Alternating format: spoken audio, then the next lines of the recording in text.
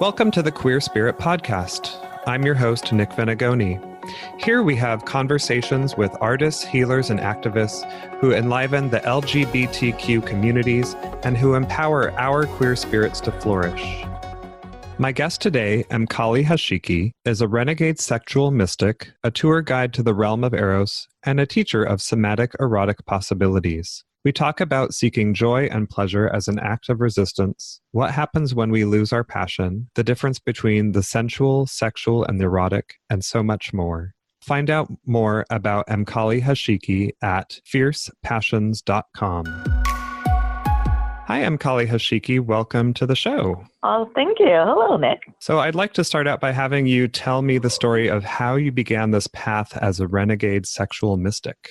So I became sexually active at a pretty young age and was having sex with, cis dudes and was not able to orgasm from sex and didn't really think that that was like a big deal or anything. And at some point I started recognizing that, I don't exactly know how old I was, if I was an adult yet or just, 18 or 19, but at some point I realized that I was making a channel in my body through the sounds that I was making, that they were sort of like a channel from my cunt that was coming up and out through my mouth, and that moving that energy out was sort of taking me into other realms. There's this very iconic, they don't do it anymore, and I can't find an old copy of it, but Essence Magazine, which is a magazine for Black women, my mother used to have a subscription to it. So this would have been, in the 70s. And the editor, Susan Brown, I think her name was, used to have on her editor's page, she had this drawing of herself, and Susan Taylor, that was her name, sorry. So she had this drawing of herself, and she had cornrows that came into long braids that had beads, and the braids were sort of like, maybe past her shoulders to maybe her elbows or whatever. So the drawing was her in profile, and it started off, her nose, her face, blah, blah, the beginning of her braids. And then as it got further away, her braids basically turned into the universe. And I was like, that's what I feel like when I'm having sex. That the back of my head goes right, like the universe, I'm streaming into the universe. Yeah. And I didn't really have language for that. That's how I understood it. And then I moved to the Bay Area in 2003, and I had heard about the Body Electric before I got here. I ended up doing their sort of intro workshop celebrating the body erotic. And then I started taking classes with Chester Maynard. And then from there did the Sexological Bodywork training. And in that class, that was the second cohort, Joseph Kramer talked about, he called people like me, he called them erotic ecstatic, and gave me the language to understand what was happening to me during sex. I'd had lovers comment on it in various sort of oh, that's interesting, or, oh, I'm actually quite amazed. I can tell that you're in another state, and I'm either in awe or I'm confused, or should I be taking this person? What's going on here? I can tell that you're somewhere else. How can you take me with you? Did they feel left behind? Some did. Some folks didn't notice. Some folks felt left behind, and some folks were able to go on that journey with me without, really having any sort of conscious discussion about it. It was just the thing that happened. And I definitely noticed those who could go there with me more so. I'm not saying I noticed the other ones more so. I had fonder memories of those who could go there with me than I did, folks who found it odd or weird or what have you. What was it like to have your partners reflect that back to you, that they saw that in you? Like I said, those people always held my interest for longer. Oh, okay. I really felt seen in a way that I don't or hadn't always felt seen in my sexual relations. And I had my first sex with a cis dude was pretty invalidating. So, and that, I think that's with me for a while. So then to have people be able to see me that way really made a difference in not just how I saw myself, but also sort of how I approached sex and who I wanted to have sex with and how I thought about, who I wanted to open myself up to, et cetera, et cetera. But it definitely made me feel seen in a way that made sex more enjoyable. Mm-hmm. And where does the renegade part of that title fit in for you? Well, I think that for me, where it comes from, that I feel like a lot of the stuff that I'm seeing about, or that I have seen around the great internet around sexual mysticism or the integration of sexuality and spirituality seems to be very devoid of any sort of like political understanding of the ways in which sexuality is used against marginalized people, the ways in which marginalized people are alternately seen as not having a sexuality or only existing for the consumption of other people's sexuality. Mm-hmm. And to me, you can't, like, all of that goes together. Politics and sexuality cannot be separated. And the way the world works right now in regards to sexuality and whose sexuality is seen as normal and whose sexuality is not seen as normal, that has political implications, or not even political implications. It's be deliberate. And so I don't think you get to ignore that. So like that's the part that makes me a renegade. Yeah. And I know that you talk a lot about that, about sexuality as an act of resistance and activism. You talk about seeking joy and pleasure as an act of resistance. So can you tell us more about how you see that and how you use that and how you teach other people to use that idea? People who live in bodies multiply marginalized by the state, and I say it that way purposefully. Mm-hmm. A lot of people say, folks who are marginalized. I'm like, they're saying it that way makes it seem very passive. Like, oh, there happens to be some marginalization. No, this is deliberate marginalization by the state, for reasons. It's not just random marginalization. So people who live in bodies multiply marginalized by the state are expected to sort of be silent, actually to be dead, and to be used for our bodies are supposed to be used for production purposes. Mm-hmm. And I don't mean production of more people, but like, in the great maw of capitalism, our bodies are fodder. Yeah. And those of us who live in bodies that are mostly marginalized by the state the state deliberately makes it so that we have to struggle more in order to have full lives, and would really rather that we just sort of consume, be quiet, don't speak up about the oppression and effects of that oppression, and just go along with things. And I think we're supposed to have drab, unhappy lives. And I feel like every time we make space for joy, we're fighting back against the box that the state wants us to live in. We're supposed to be good consumers, good producers, and that's it. And when we make space for joy, we step outside of that prescribed existence for a little bit, and we get to see that the world is bigger than production and consumption, and that our bodies have more purposes than reproduction and, working for the capitalist system. And when you realize that there's other things that the body has, when you get to use your body to see God, and I'm using God as a shorthand here, I don't mean the white Christian man in the sky. When you get to use your body to see God, you start to have a little bit less patience for the bullshit of oppression and consuming and never-ending cycle of consuming and production, which also inherently includes oppression and repression. Audre Lorde has this great quote, and I'm not going to say it as beautifully as she did. I'm just paraphrasing. That oppression requires the repression of the erotic in order to continue. Mm-hmm. Because when you tap into that joy and recognize that that is within yourself, you're just not going to put up with this the same. You're not going to be a good little consumer the way the powers that be want you to. Could you repeat the quote one more time, or your paraphrase? Okay, my paraphrase of the quote, because I can't. It's from her essay, The Uses of the Erotic. The Erotic is Power, which is my personal, professional, and political manifesto, and everyone should read it. It's unfortunately, it is a product of its time. So there is some gender essentialism and some anti-porn rhetoric in it. However, the bulk of it is mind-blowing. And this paraphrase is, oppression requires the repression of the erotic in order to perpetuate itself. And I really believe that. Yeah, I just really wanted to let that sink in for a minute. Now, your practice is called Fierce Passion, and you talk a lot about how passion is desire and longing, which leads to power, which sort of speaks to that quote. And I wonder what you've learned, both yourself and working with others. What happens when we have lost passion? Oh, so much happens when we've lost passion. I think when we don't have passion, when we're not connected to passion,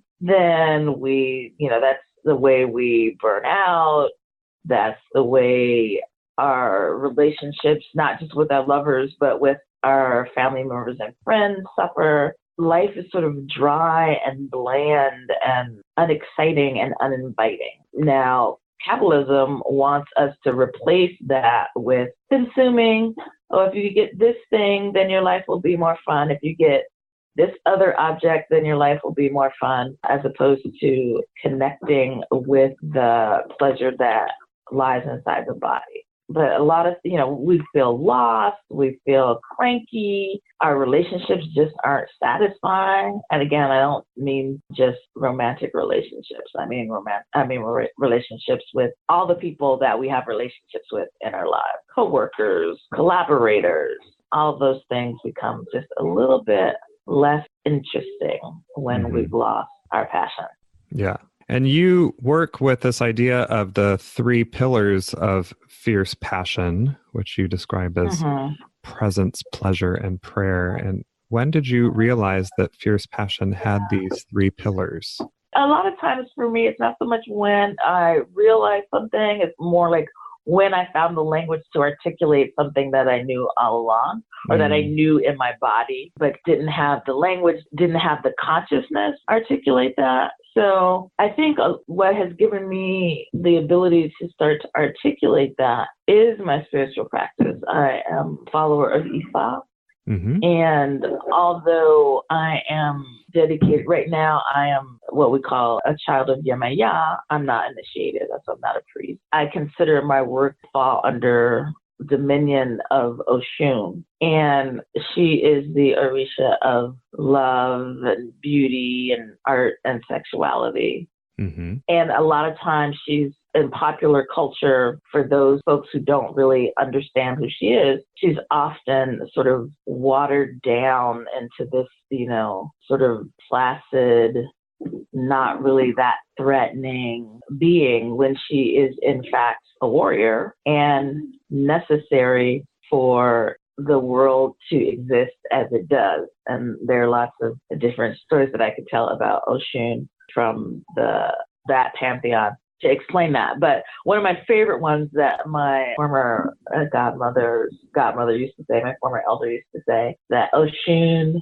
says, I rouged. So she would do this thing of her looking in the mirror. That's one of her iconic poses, that she's looking at herself in the mirror. And so my elder would do this thing of looking at herself in the mirror and sort of, touching up her makeup. And she would say, as Oshun, I rouge myself with the blood of my enemies. And that just would always send like a little shiver down my spine. So understanding that Oshun is that which, what's the other one? She is the attraction that holds molecules together, which is another story about her, made me understand that this is not, she gets sort of love and sexuality and all the things that are wonderful about sex often get, I think because it's seen as sort of women's domain, it really does get played down as this sort of like ineffectual, non-threatening, passive state of being.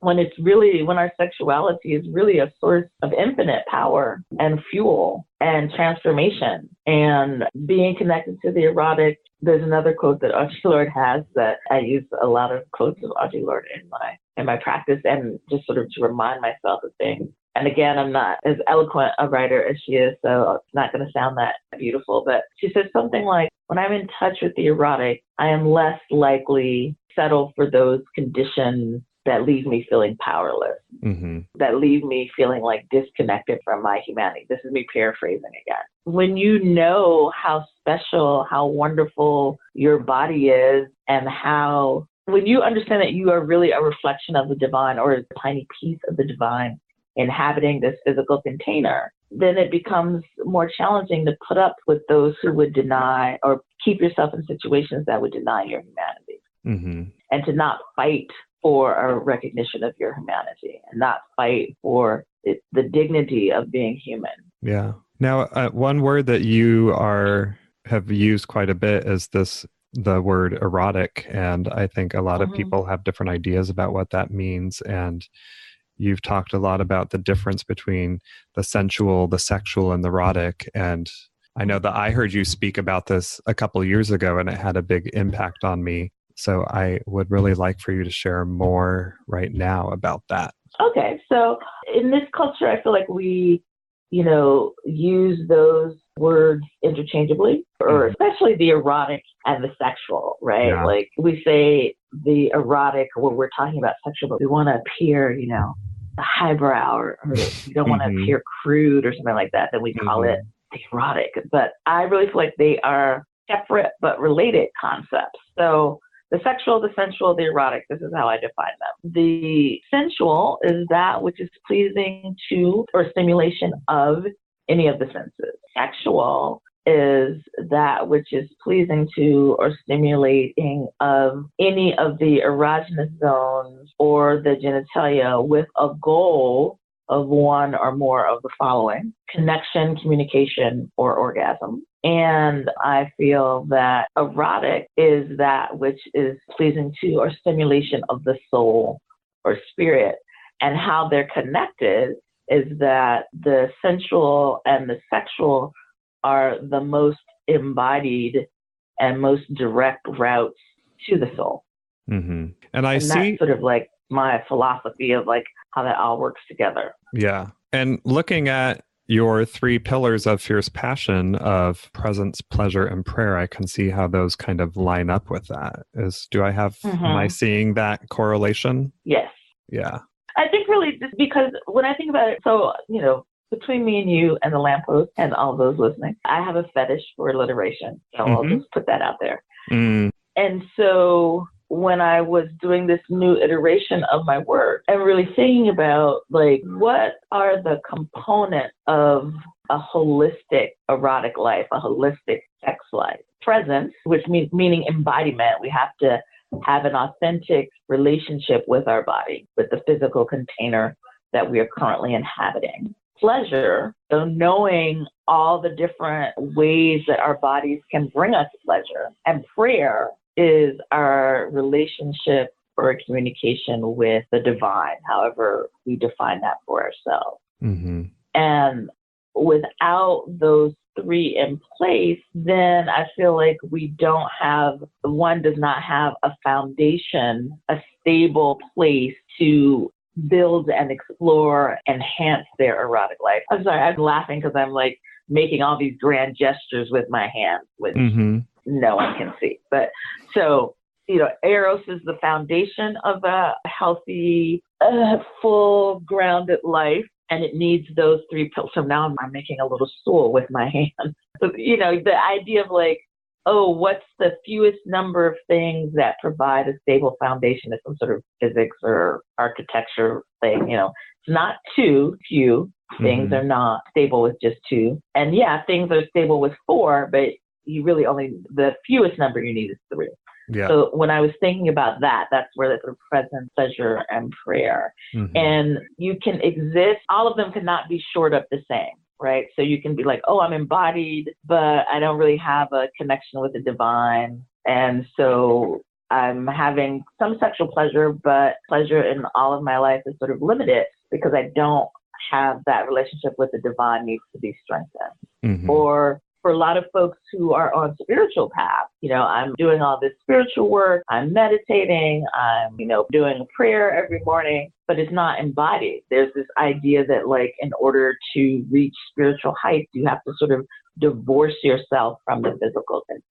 Yeah. And so that also leads to a sort of imbalance in a holistic erotic and sexual life. Mm-hmm. Or I think it's less likely, this is just my opinion, I think it's less likely that you could have, well, maybe it's not.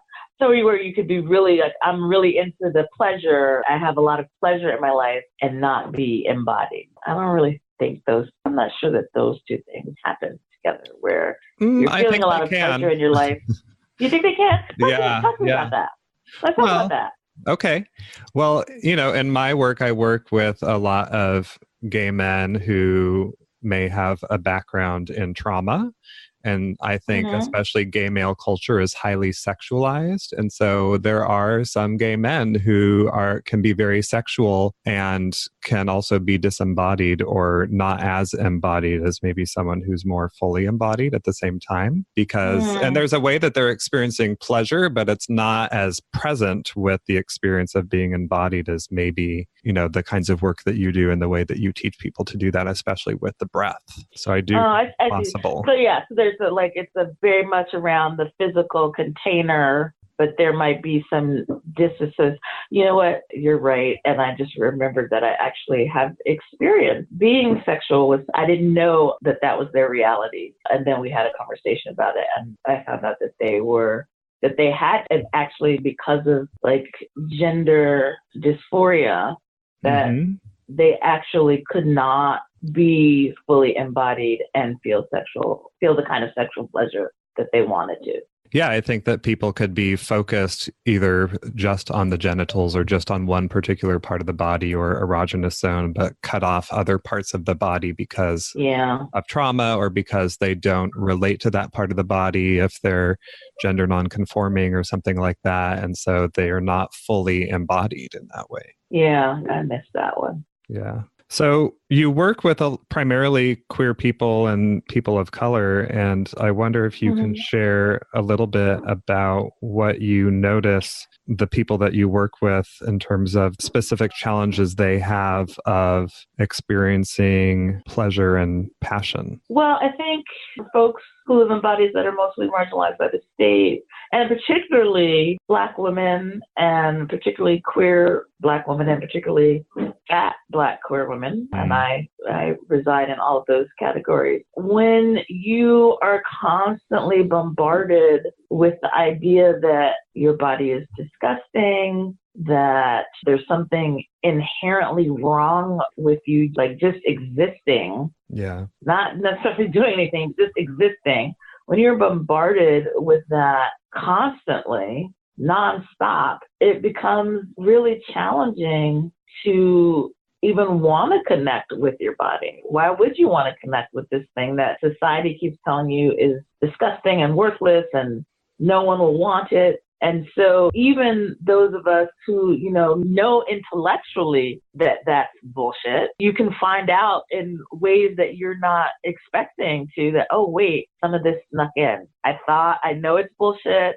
I know it's not real. I thought I was on guard against it. And some of it is snuck into my story about who I am and what I deserve and, what my body is capable of. I've swallowed some of the poison. And so trying to sort of disconnect from what your mind knows is crap, but what your body may have unfortunately sort of taken in can be a challenge. And then also I think one of the challenges is this concept of safety. Because I also work with folks who have, had I'm doing this working theory around trauma and Eros right now. It's been coming up a lot with different clients. And so at one point, one of my clients, survivor of sexual violence in her childhood. And so that was carrying over into her body, not feeling safe around people.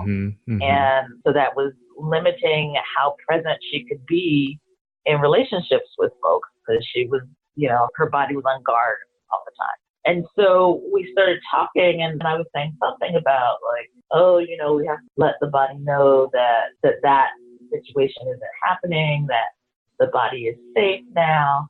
And then I was like, wait, as a Black woman, as a queer Black woman, we live in a society in which we are not actually safe. Yeah. And so how do we talk to the body about this concept of relative safety? Because if you just say, oh, we need to convince the body that it's safe, the body knows what's real and what's not real. So now it's like, oh, well, you're trying to bullshit me because I know I'm not safe in this society that I move in. So the question becomes, how do we, those of us who live in bodies that are mostly marginalized by the state, we are not safe in our everyday, like as we move out in the world. So how do we find spaces of relative safety so that our bodies can relax, so that we can expand into the fullness of our body, and the fullness not of our physical body, but the fullness of our energetic body. That becomes the challenge, and that's sort of what I've been chewing on specifically in the last, I would say, like 2 or 3 years.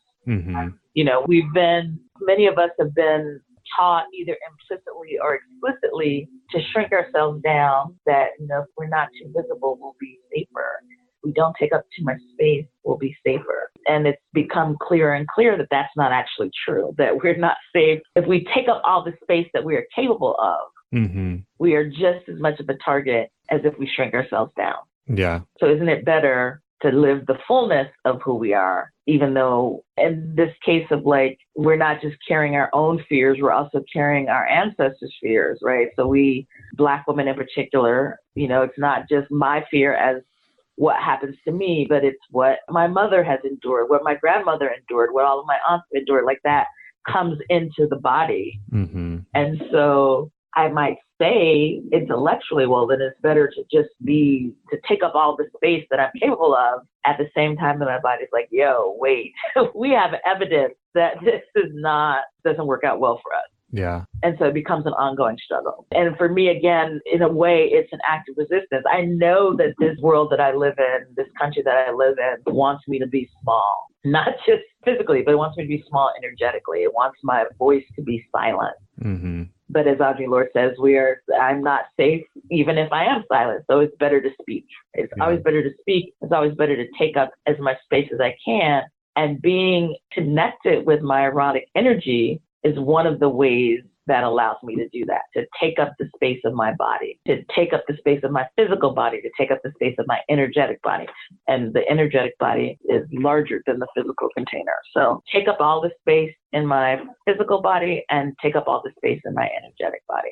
And that's like not an overnight thing, right? Like that takes some doing, that takes some time. Yeah. And there's ways in which we may be perceived by others in a way that we don't perceive ourselves. Doesn't mean that either one of them is a lie. It's just different facets. Mm-hmm.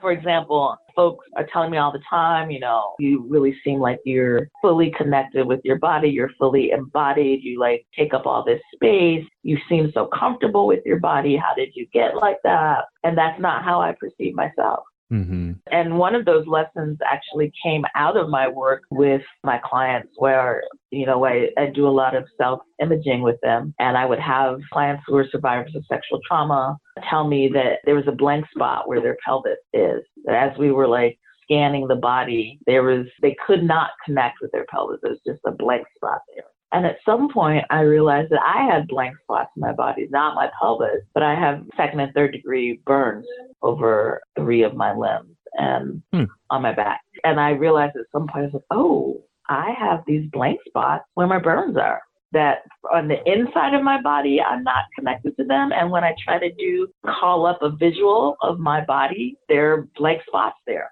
Mm-hmm. And so there's a way that I myself am not connected with the wholeness of my physical container. And yet I am connected with my Eros in such a way that others perceive me as fully inhabiting my physical container and my energetic container. But it's an ongoing struggle for all of us. I feel like we could talk about this for days. I love listening to all your ideas, but it sounds like a lot of the stuff that you're talking about is coming up with a few of your different workshops. So I wonder if you want to share some of that. Yes, I definitely do. I'm really excited. I have I work with people in person, and I also have online events, usually in a series. But one of the events that's coming up that I'm really, really excited about is happening December 15th in Oakland, and it's called Eros, Embody, Enhance, and Explore. And it's a one-day event where we'll be using the breath and touch to experience, explore, and share erotic energy in a container, really grounded in consent and understanding boundaries and desiring that authentic, enthusiastic hell yes, both for the receiver of touch and for the giver of touch. And people can find out more about that on my website. Yeah. And I will have links to that on the show notes so that people can find that easily as well. So in closing, I wonder if you can share with us a person, practice, or experience that has supported your queer spirit to flourish. Dancing, and whether that's clubbing or whether that dancing in celebration to the Orishas, there's something about moving my physical container into a rhythm that really is one of those sort of dual states of existence where I'm very connected to my physical container and very connected to that outside of me, the divine. Well, the divine is inside of me, but connected to my physical container at the same time that I feel like I'm connected to the divine. And when those two things come together, it lets me know that all of who I am, which includes my queerness, my queer spirit, that my queer spirit is exactly the way I was designed to be. That everything that I'm doing, the ways that I'm being, the ways that I understand, identify, and express my queerness is right. Is right for me, is right for the world, is as it should be. Beautiful. So, Mkali Hashiki, where can people find you and learn more about your work and your events? My website, www.fiercepassions.com. And Mkali Hashiki is Swahili for fierce passion. And so I believe that we are all entitled to have fiercely passionate life, all aspects of our lives. And that's why the website is, and the practice is Fierce Passion. Great. Well, thank you for being here and chatting with me. And I look forward to hearing more about your upcoming work. Thank you so much for having me on. To find the resources we discussed today, find the show notes at thequeerspirit.com. And if you enjoyed the show, remember to subscribe, rate, and review on iTunes. This will help us reach and support more queer people all over. Thanks for listening, and see you next time.